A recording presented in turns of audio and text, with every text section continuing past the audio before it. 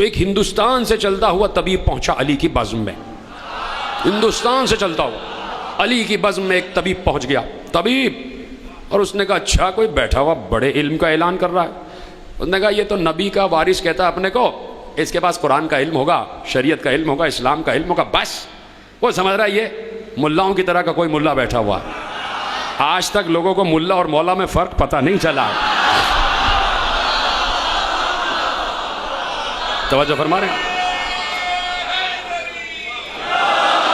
اب وہ آیا اپنے زام علمی لے کر، مبلغ علمی لے کر. میں پوچھتا ہوں سوال، یہ جب بیٹھا ہوا کہہ رہا ہے مجھ سے ہر سوال پوچھو، مجھ سے ہر سوال پوچھو.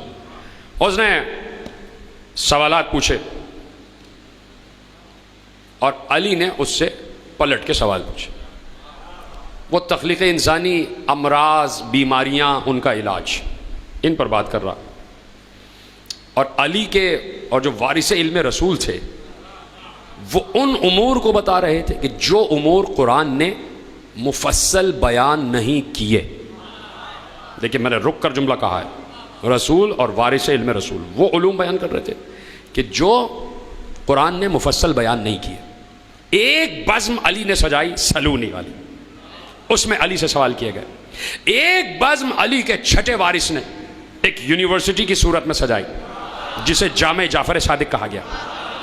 بیٹھا ہوا میرا چھٹا امام اپنی مسند پہ تشریف فرما ہے.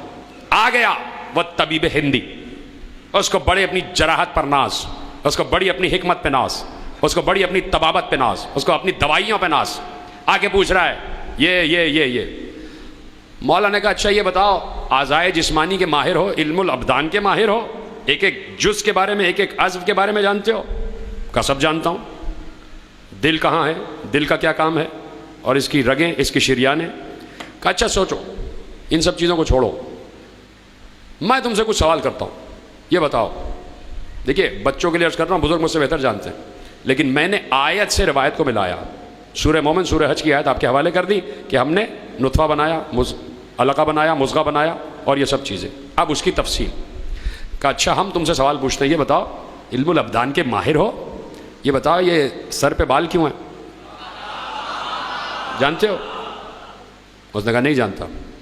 کہا اچھا یہ کھوپڑی جو ہے یہ 4 حصوں میں تقسیم کیوں ہے، یہ پوری مسطح ایک جیسی کیوں نہیں؟ کہا نہیں جانتا.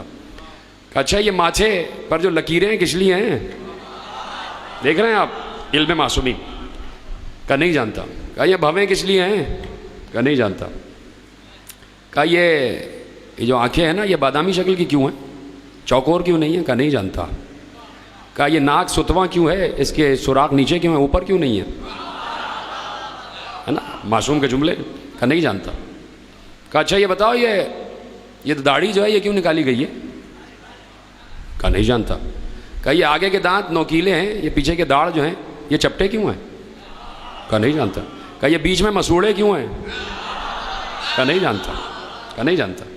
کہا اچھا بتاؤ کہ جسم کے اکثر اعضاء پر بال ہیں، یہ جو ہتھیلی پر بال کیوں نہیں ہے، یہ تمہارے گھٹنے جو ہیں یہ پیچھے کی طرف، آگے کی طرف کیوں مڑتے، پیچھے کی طرف کیوں نہیں مڑتے؟ کہا نہیں جانتا. جو پوچھتے جا رہے ہیں کہہ رہے نہیں جانتا نہیں جانتا نہیں جانتا. کہا کہ اب کیا جاننا چاہتے ہو؟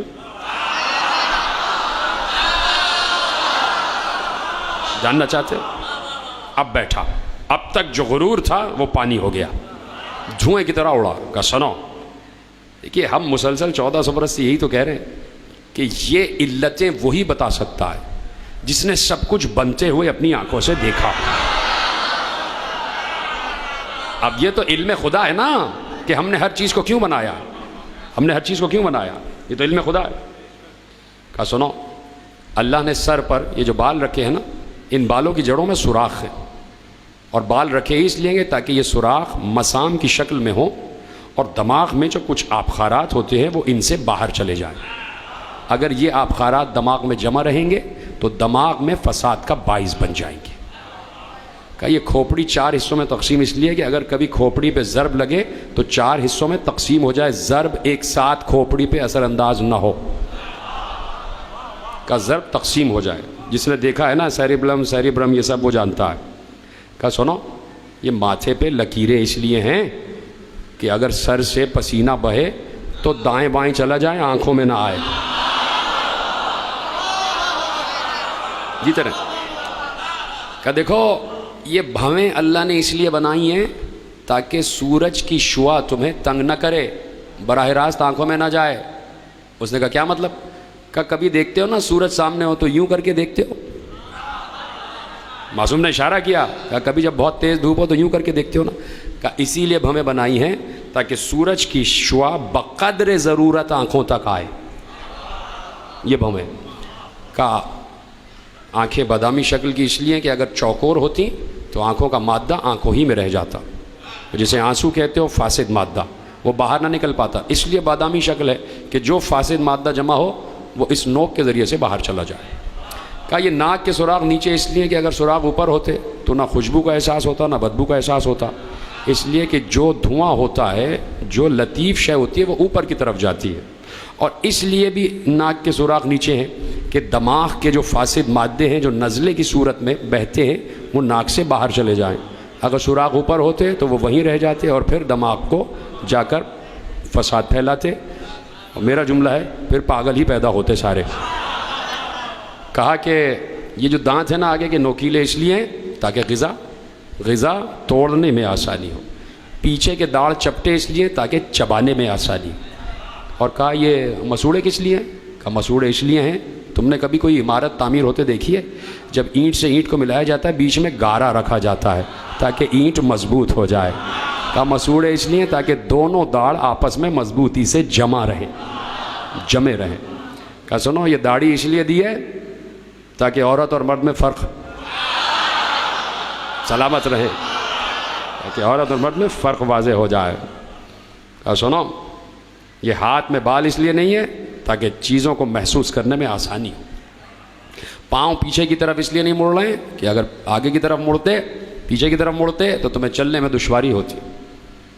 ایک ایک چیز کے بارے میں جس چیز کو اللہ نے اختصاراً بیان کیا معصوم نے تفصیلاً بیان کیا.